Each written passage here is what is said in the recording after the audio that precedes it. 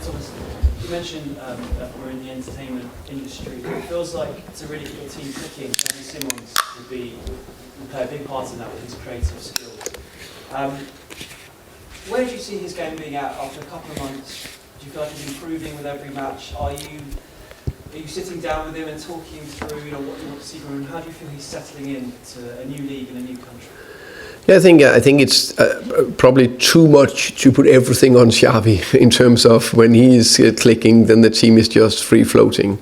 I think when this team, and then we always challenge to go too far back, but when he was clicking quite well the last 2 seasons, definitely involved most likely Madison, Kulusevski, Son at the same time. Don came to the club last year, first year, yeah, as I remember. So those 3 on the pitch at the same time gave the team a lift. So that's why he cannot only be on one player, in my opinion. You need to be on 3 to 4 to get the team clicking. But I also understand there's some players that need to add more to get the team free floating. And in that case, Xavi is definitely one of the players that need to do that. I think he's taking steps forward. I think that the game against Newcastle, I think he found some good positions. I think he had some good actions. He's getting into the right areas, and now it's just the last decisive pass action that can make the difference. I think his fitness is growing, his intensity is growing.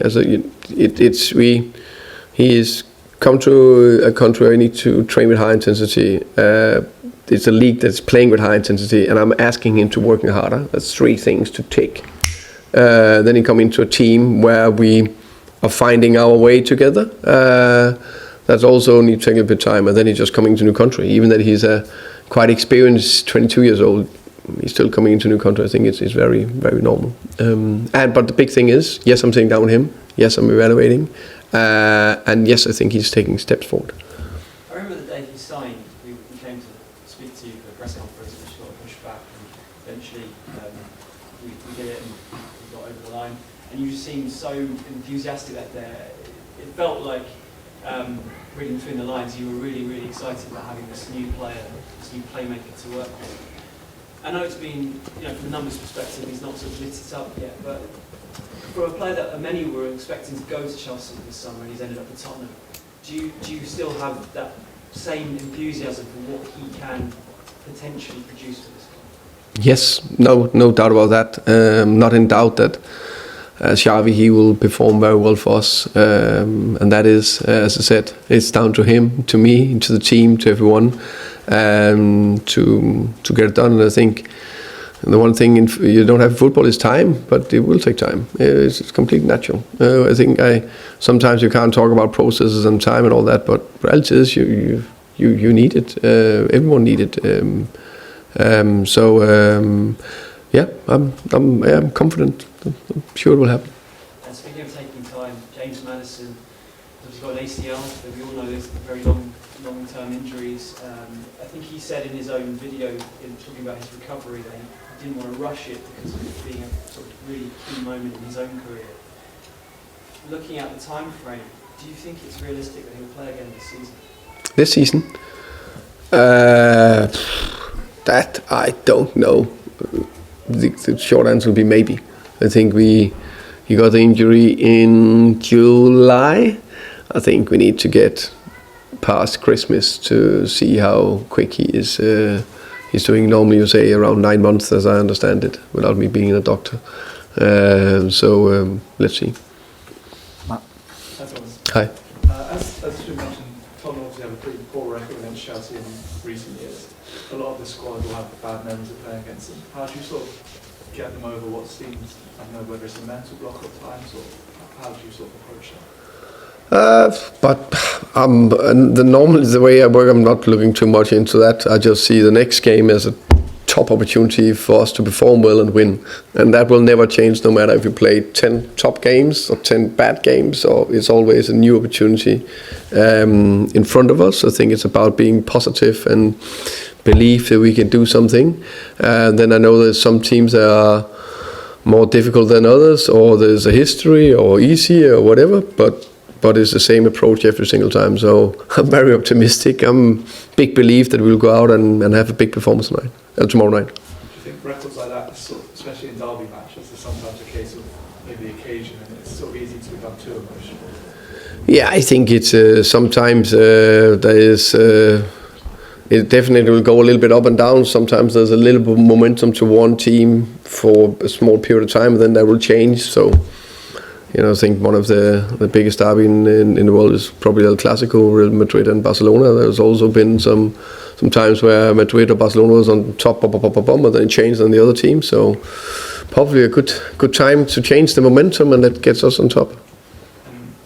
Does a game like this sort of force, in a way, how you approach it? It's pretty difficult, I guess, when the atmosphere is going to be as good as we think it will be, to go and sort of sit back and... We will not sit back. We will. I think it's very clear. I don't say maybe you haven't seen our games against Villa. I think, for example, we were very aggressive, running forward, pressing forward. So I think we've done that in every single game. So that will not change.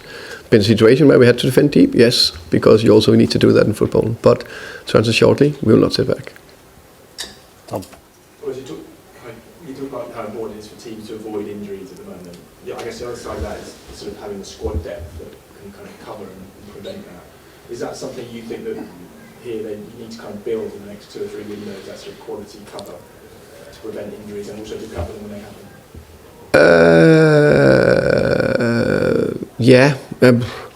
I think it's about.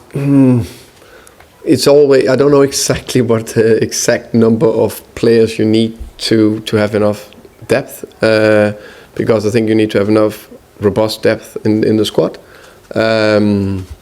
So, for example, I don't think it's the right answer to get 30 players. I think there's way too many for us to go extreme. Probably not the right to have 18. So you need to have that perfect number where everyone have a chance and an opportunity, and we can use everyone. I think that's it. Plus, you're not too short. Yeah, I guess I look like Chelsea, for example. They have a lot of depth in their squad. They spent 300 million more than Tottenham in the last 3 years. You've got Arsenal, Liverpool. I mean, I guess it's always the challenge for Tottenham coaches. How do you compete with these teams spending so much more money on their squad? Yeah, of course, it's up to us to try to shorten that distance as much as possible. But of course, I think it's very evident that the more money you use in the squad, you have a better chance for success. But it's not like it's 100% sure. So can we nail the culture, the way we want to play, how we develop the players, how we develop the team, make even more togetherness, cohesion, then we will be able to get a little bit closer, hopefully. I guess it's something you're used to, Brentford kind of outperforming those kind of spending figures as much as possible. Yeah, I think it will be the same here, but even if you're at the top, can you outperform that as well, if that makes sense? So it's all about trying to outperform what you have to work with.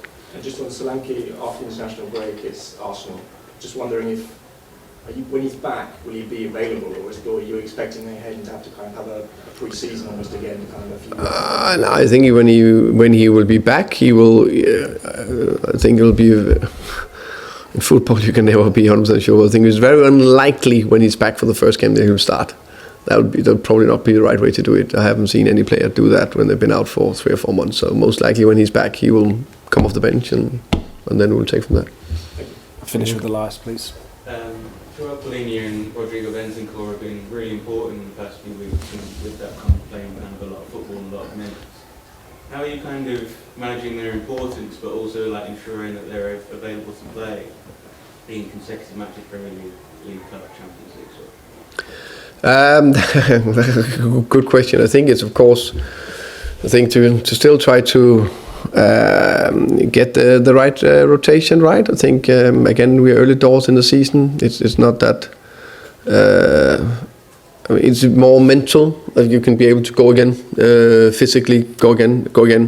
I think that's a part of it. But of course, we need to look into to hit that perfect little rotation sometimes to give them a breather. And then Colomani's obviously ramped up in the past couple of games. He's really good off the bench. He played a great 90 minutes. He's really kind of impressive. Where is he at also kind of physically as well? Because he didn't have a pre-season, and I suppose how impressed with his starting Tottenham shirt. I was pleased with what I saw from him against Everton. I think there's been glimpses in all the four games he's played or something like that, the last 4 games. I think we will see him hopefully get it better and better and better because he will have more physical training and games minutes in the bank, so he'll be able to play with the intensity and the sharpness he needs. So that'll take a little bit of time, but sometimes it go quick. But I think it's natural that to get the rhythm, you maybe need 3 games in a row or something like that. Okay, Perfect. thank you. Thank you, guys.